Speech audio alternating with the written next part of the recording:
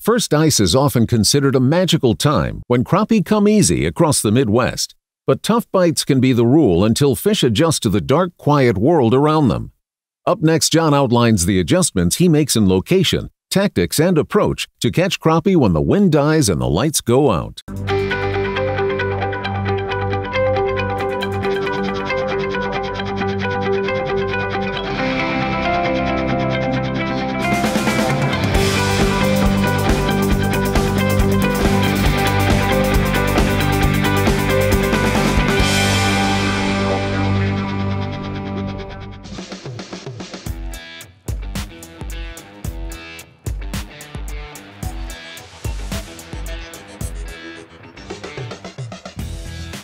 There, he's coming up after it. We'll get this one. There he is, got him.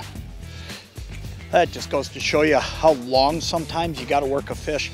These fish, you know, you get out here on this first ice and so many things are changing in a panfish's world. And, you know, starting with the light. I mean, all of a sudden, that light has totally changed. They've gone from having daylight down there, especially in the clear water that we have on the lake I'm fishing today, to all of a sudden it's dark. And when it gets dark, it changes everything. And a lot of times, the number one thing it changes is it just makes them lethargic for a little while. They're just not super excited. And, you know, we get all excited about getting out on that first ice. I mean, I'll tell you what, I've seen it be some of the best bites of the year, but I've also seen it be a little bit tough sometimes. And part of that is just because of the change that's taken place. Now, that doesn't mean, oh, wait till you see what we did here.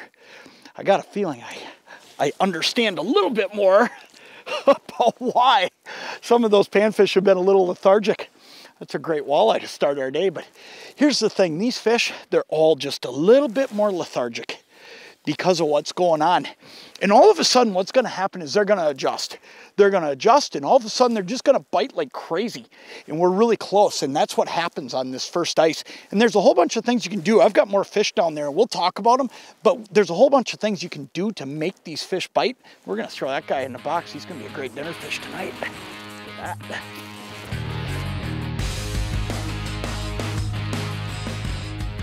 When you get this first ice, I think one of the most important things you can do and pay attention to is color too. And it's really simple for me. I don't go through the whole spectrum of colors like I might later in the year once these fish have really adjusted to their darker surroundings. What I do right now is I just go for my bright stuff because, you know, picture all of a sudden having the light switch turned off in the bedroom. It's tough to see. Well, that's what's going on down there. These fish need something that can really grab their attention. Your glow pinks, your glow reds, your glow colors, anything bright is really, really important at this time of year.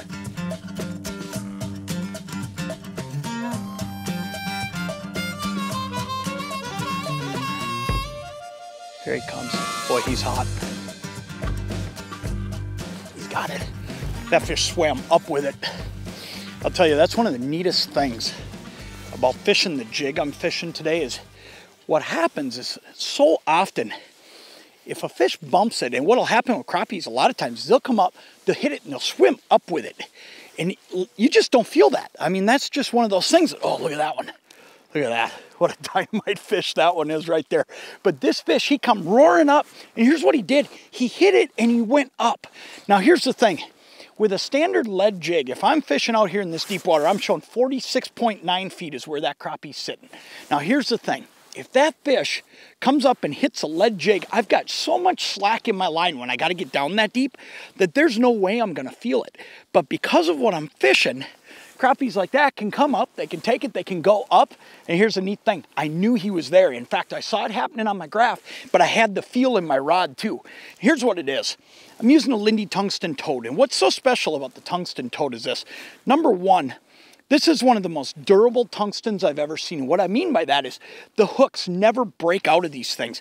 And that's a really tough thing to find in tungsten just because of the way it's got to be made. Number two, it's got about a 10-degree offset hook. So when I set that hook, what that means is it's going to turn and go up into that crappie's lip exactly the way I want it to go. And then one other thing, it comes in a whole variety of sizes. And a lot of times people think of tungsten being, I want to be as small as I can be, maybe a size 16, size 14, size 12. This thing comes in the size 14 and the size 12, but the tungsten toad also comes in a size 10. And here's what's neat about that size 10. We're able to put a little bit beefier hook in there, and it makes it great for perch. Because you know, perch have that big bony mouth. So all said and done, it doesn't matter what species you're fishing, there's a tungsten toad that's gonna work. And now here's the other thing. You look at these fish that are down here right now. I'm gonna drop back down and we'll see if there's another hot one in there. And the thing is, I can get down there so quick because these fish are on the move. I mean, I'm having a hard time keeping up with them. I'm drilling a lot of holes just to catch one here, one there, but it's because they're moving, and they're moving as a group. Now, when you get to a hole and you see a whole bunch of fish, you want to be able to get down there fast because they're going to be hot right away. It seems like after you fish a hole for a few minutes, all of a sudden those fish just aren't hot anymore. So that's why it's so important to be able to get down there really quick.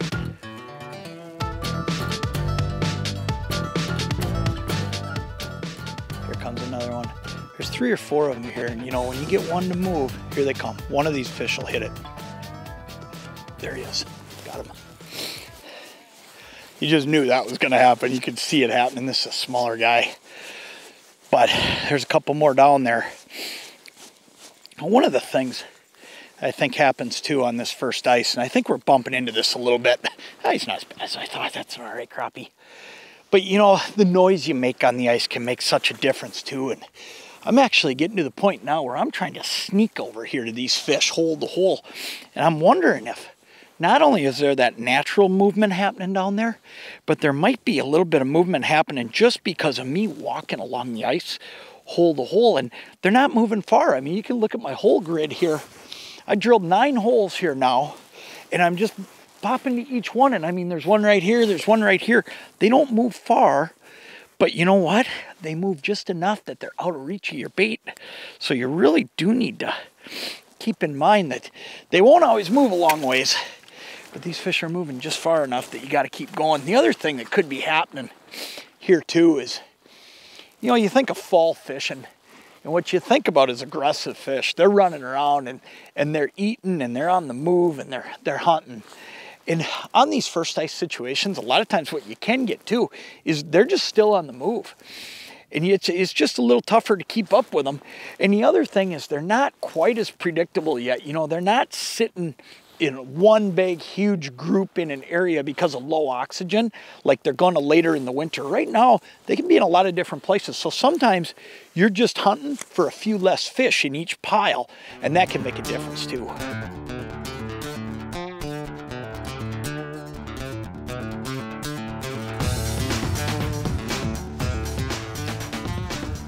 They come. Oh, this one's coming hot. There he is, got him.